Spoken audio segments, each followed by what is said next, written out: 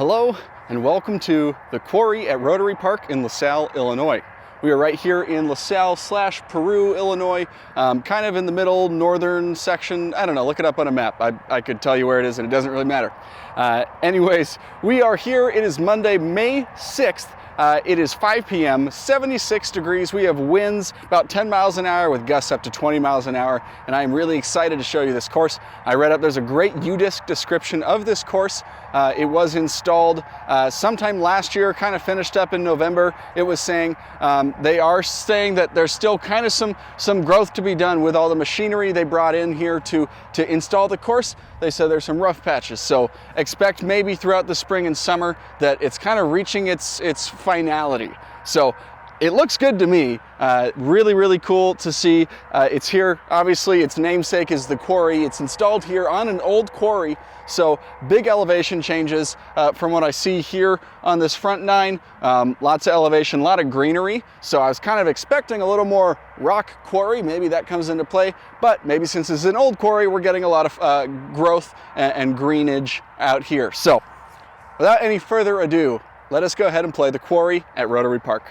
Okay, one thing that I forgot to mention is I am playing the long tees. So the white tees are the long tees here. I will be playing all of those for the duration. And here we are at hole one, par 4, 575 feet. Basket is pretty much straight on from the tee pad. Might be a little far for the camera to focus in on, but yeah, we'll go straight ahead. We do have a left to right wind, and with my lefty backhand here, I'm afraid if I kind of throw it on hyzer, it's gonna push way down the hill. So hopefully the wind doesn't hurt us too bad here today. Yeah, first throw of the day. Here we go.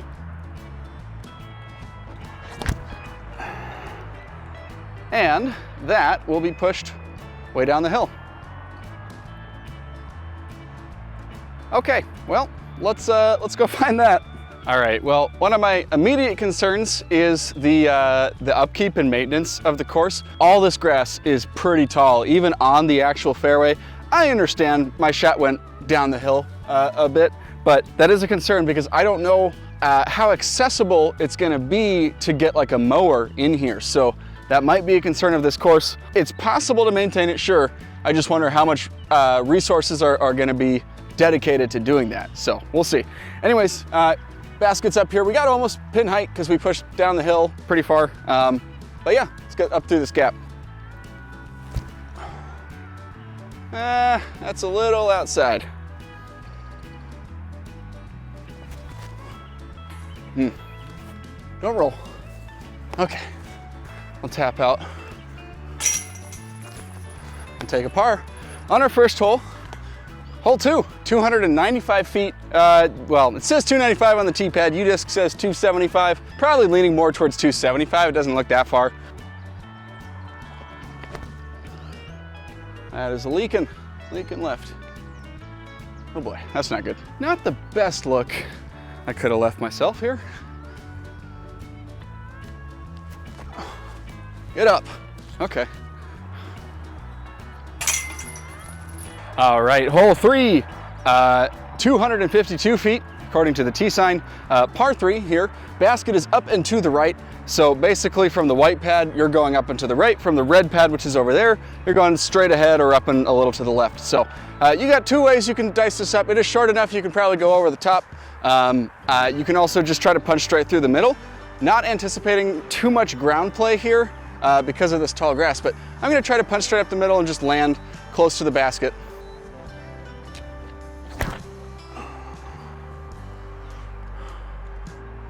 All right, a little too straight, but that should be a putt.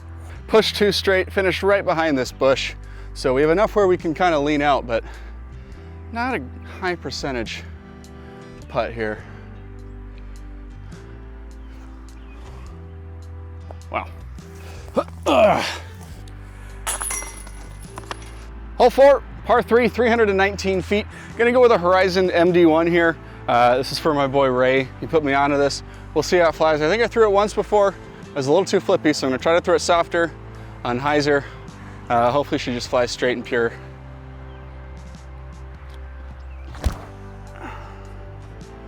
Little fade to the left, come back for me. Okay, well, I might have needed to throw harder to make it there on this hole. Well, like usual, I put myself in the ideal location.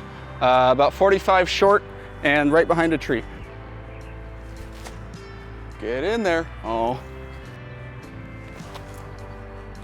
That one does it. All right. Player 2 showing up strong. Player 1 collecting that par. All right, hole 5, 262 feet. Theoretically, if I throw the exact same shot with the MD1 here, it'll get there, because that one was, whatever it was, a little bit longer. So throw the MD1, maybe a little bit harder.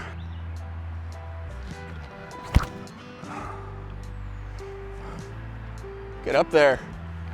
Okay, should be nice. All right, well, I don't want to say I called it, but I called it. All right, hole 6, 265 feet, might be a little bit shorter. We got a couple obstacles right here in the middle of the fairway. It's got me thinking about going over the top, but I think I'm just gonna try to go through the middle here, punch straight through with the zone and not worry about the wind above these trees. Well, okay. All right, well, I'm like in the center of this tree. Yeah, let me get, oh. Oh God, oh God. Okay, foot is under, balance is somewhat present. Let's hit this putt. Get in there. Oh, wow. Oh, that doesn't work out decently. James, you goober. Okay, bogey, sick. All right, ladies and gents, here we go. Hole 7, 207 feet. Short hole, the kicker, it's an island. So gotta make it on the island or else it is a penalty. Not sure. Okay, so not making the island just plays like a hazard. So you play it from where it lies. There's no drop zone or anything, but it is a stroke penalty. So let's hopefully make the island in this nice little wind. Good wind. Be nice to me, wind, please.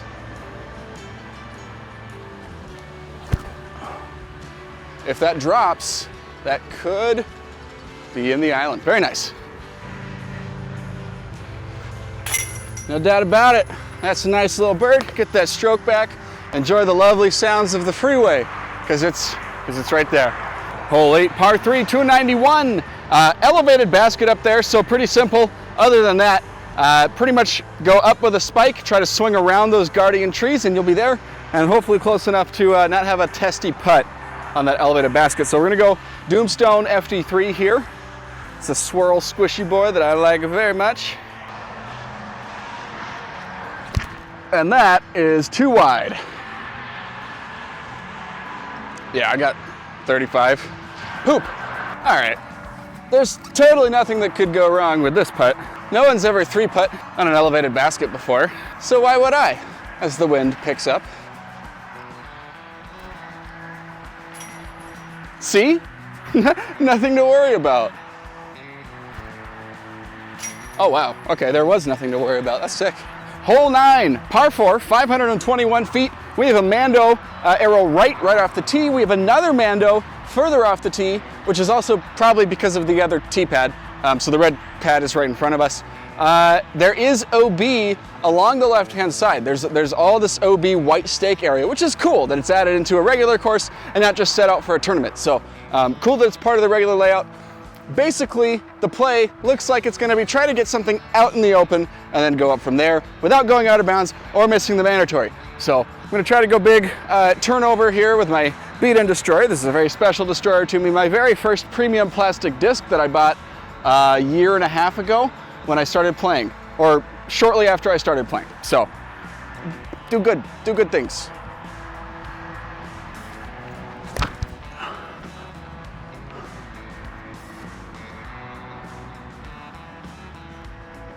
Okay, I mean, I think it stalled out and hit that tree and dropped, but that's still not a bad spot. Oh my God, English. All right, definitely didn't get quite as much off the tee as we wanted, only like 250 or so. We're about 280 out from the pin. We do have to throw over the out of bounds if I'm going backhand, so that's what I'm gonna do. Hopefully rip on a zone here and get it there. It doesn't look that far, but we'll see.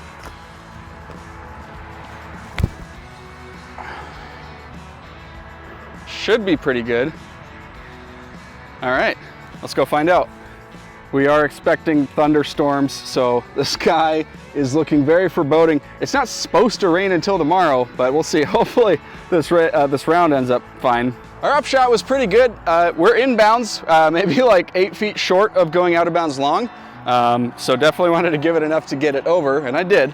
So now we're about 30 for our birdie. Oh, and that is just not even close. Whew. That was a little scary on the right side there. Would have loved to give it a little bit of a better run for the birdie, but I'll take par in what could be a hole that racks up the score with some Mandos and OB. So, all right, so hole 10, par 3, 340 feet, way downhill. You can't even see the basket from the angle. I tried to find a spot, but it really just, you can't. So you'll have to guess. You can watch where it goes, and hopefully it'll be near the basket.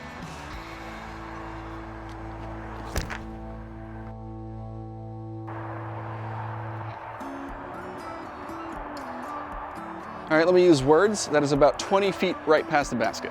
Okay, may have been slightly off on my estimate because this is circle 2.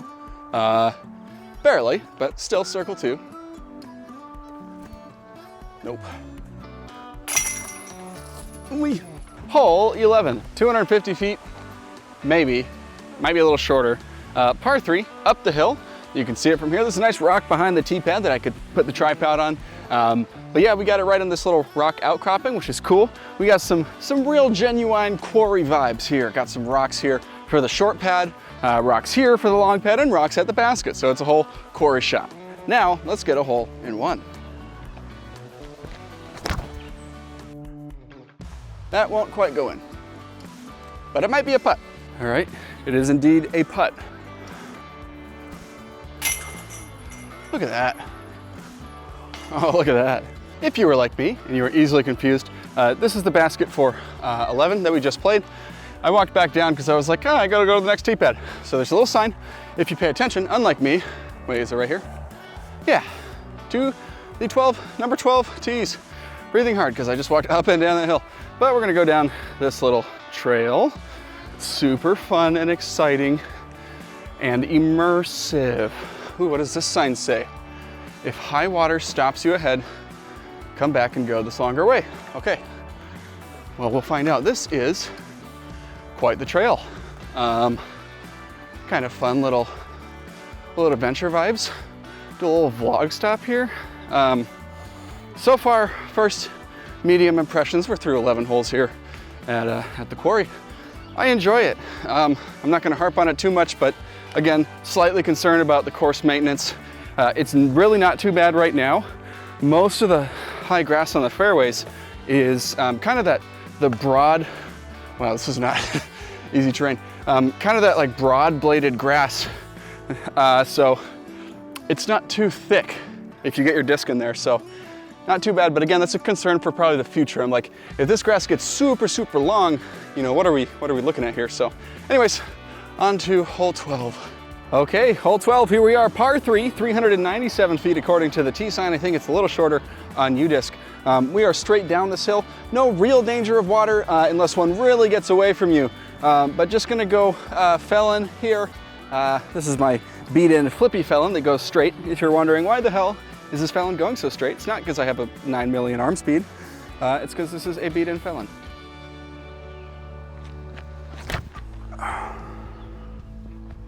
Okay, give me a little fade.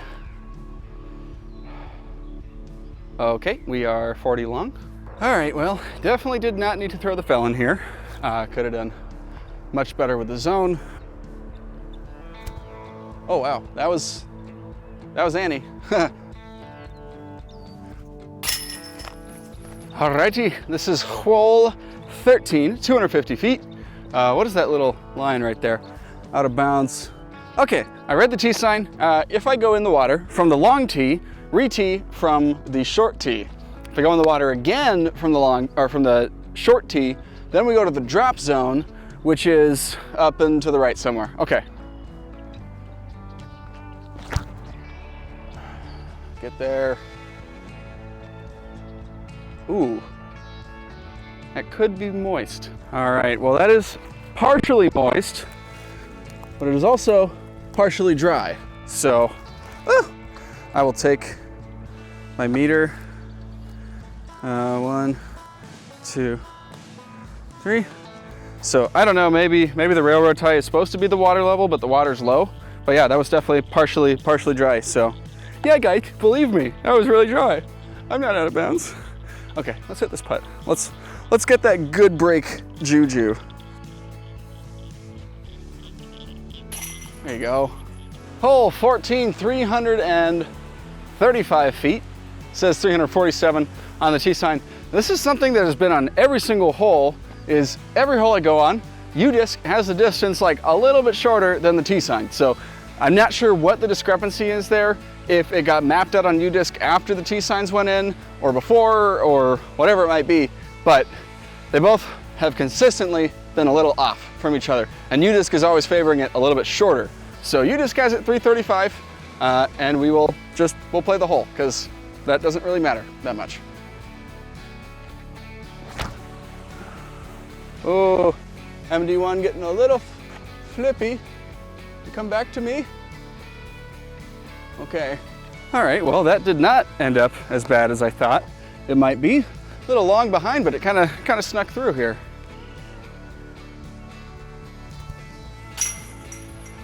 Hole 15 is going to be a 237 foot, 245 foot par 3. Looks simple enough. This longer tee pad is slightly lower than the shorter tee pad, so that's kind of like the, haha, it's harder, gotcha. Very similar to hole 8 at Highland Park in Joliet. Brain's working full steam ahead. Dude, that sky is dark. It looks scary. Anyways, the one thing you can't see that makes this hole a little bit harder mentally is that there is a pond in between us and the basket. So if you throw it short, you are in the water. So let's not throw it short.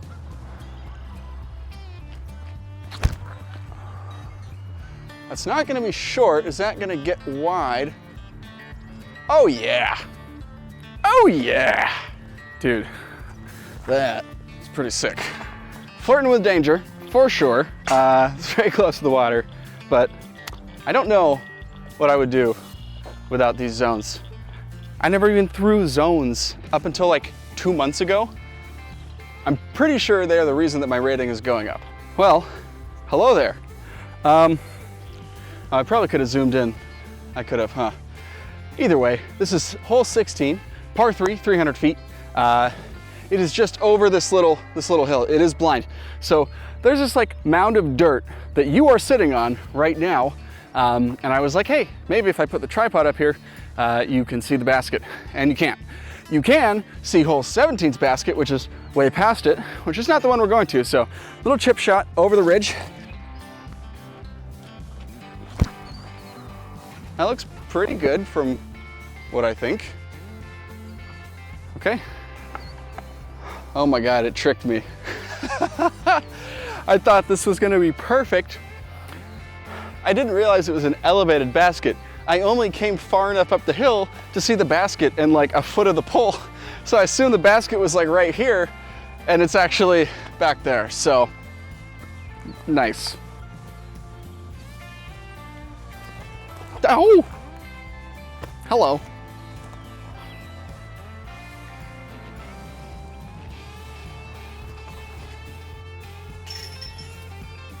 Player 2. Hole 17, par 3, 272. Straight ahead, gonna throw the MD1 again. I'm gonna just trust in this disc and learn how to throw it right. The thing that I like about my zones is that I can just mash on them, and unless I put them flat or on Annie, they pretty much like either go straight or hyzer. The MD1 is a little more touchy, but I think that's gonna be a good thing for me to learn a little more touch and not just yam on something overstable. So here we go.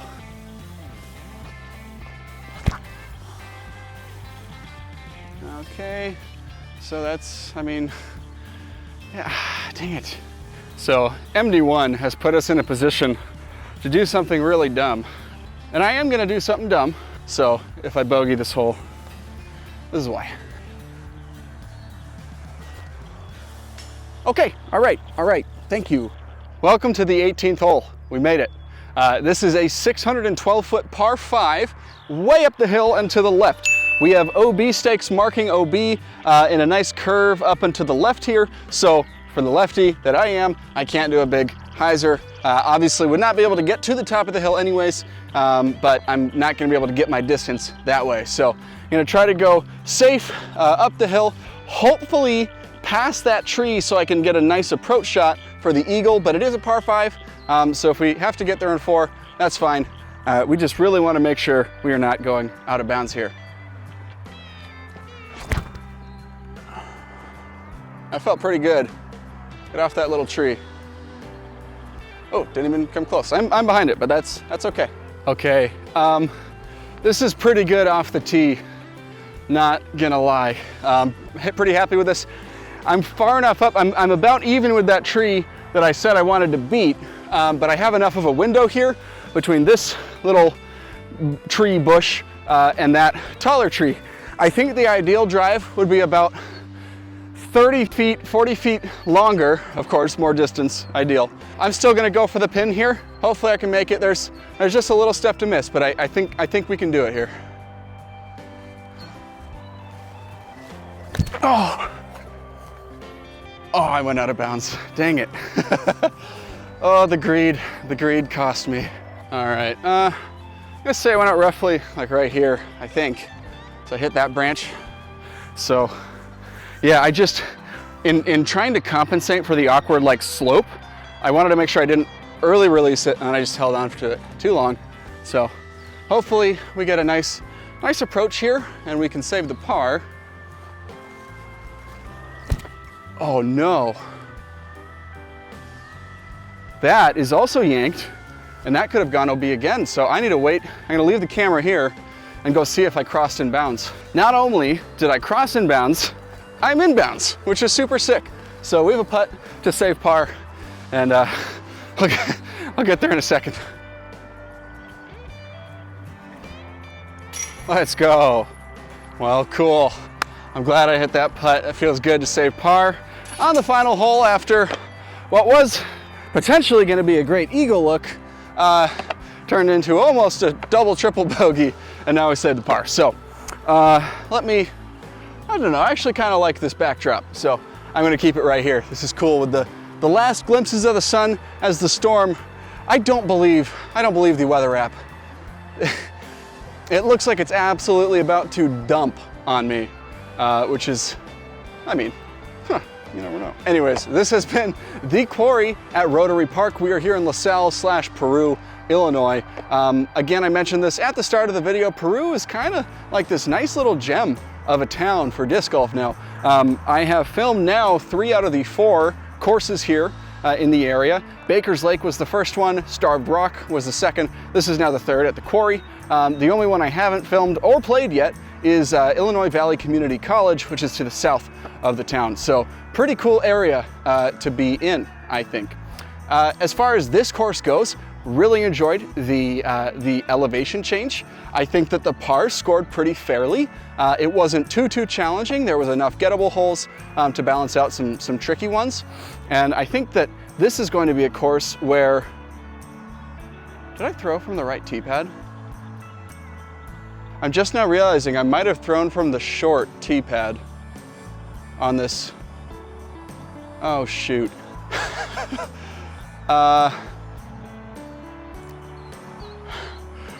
This is the face of a man who can't decide if he wants to walk all the way back down and film it. I'm not going to. Yeah, I took a par from the short pad, awesome. Hopefully would have taken par from the long. The long looks like I definitely would have probably just gotten to my first shot in 2, I think. Yeah, well, oops, my bad. I was pretty good about checking U-disc. Sometimes I don't look at U-disc while I'm filming just because I have my phone on the tripod and that comes back to bite me. I was pretty good about it this whole day, and I guess I just forgot on the last hole because I saw that tee pad right in front of me. So, bummer. I will just switch that on the U-disc so that it shows properly. Anyways, I appreciate you guys watching. Just a couple notes. I talked about the course maintenance. I am not complaining. I want to make that clear. I'm not complaining about the current course maintenance, but rather I am just worried about how it's going to be maintained. Is it a reasonable maintenance project ongoing? It looks like it was a little while since the last time it was mowed, but like I mentioned, this broad-bladed grass that is kind of more spread apart, it's not too hard to find discs in.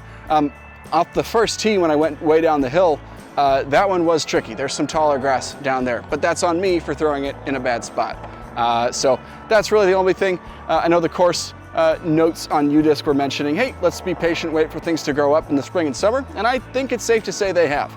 From the course map, I can see how some of that ground used to be more rocky and quarry-like, and I think it's really kind of grown into that green, grassy, or at least foliagey course. So cool course. It is a little bit of a hike. Make sure you bring water, sunscreen, bug spray, check for ticks, all that good stuff, because that is, again, we're in the Midwest, so you got ticks around here. Make sure you're checking those legs or wearing pants or long socks, which I don't, and I just prefer to check because I got to show off my thigh tattoo, because why else would I get the tattoo if I can't show it on my YouTube channel with 86 subscribers? So thank you, all 86 of you who have subscribed. I appreciate you, and I will see you in the next one. Okay, so I know I said I wasn't gonna come back to the long tee and play the right one for the long pad. Well, I went back, I put my bag in the car and the tripod, and I came back out here to look for this disc that I lost on the first tee pad, because I threw a second shot off the first tee and I couldn't find it in the long grass, so I just gave up on it to play the rest of the round. So I decided, since I got this, we'll go ahead and try to play this one from the long pad like I actually should have been playing. It is a 300 feet extra, 857 feet, I think. So definitely a little more challenge. I am not gonna be having an eagle look, but we're gonna try to get the par here to keep the scores true with just a bayonet. So let's do it. Okay, well, this is where I am after my second shot. So my prediction was pretty much right on about getting to the same spot in 2 shots that I got in 1 shot from the short tee. So let's hopefully not go out of bounds and we can get the par. All right, well, here we are, parked for par, so we did it.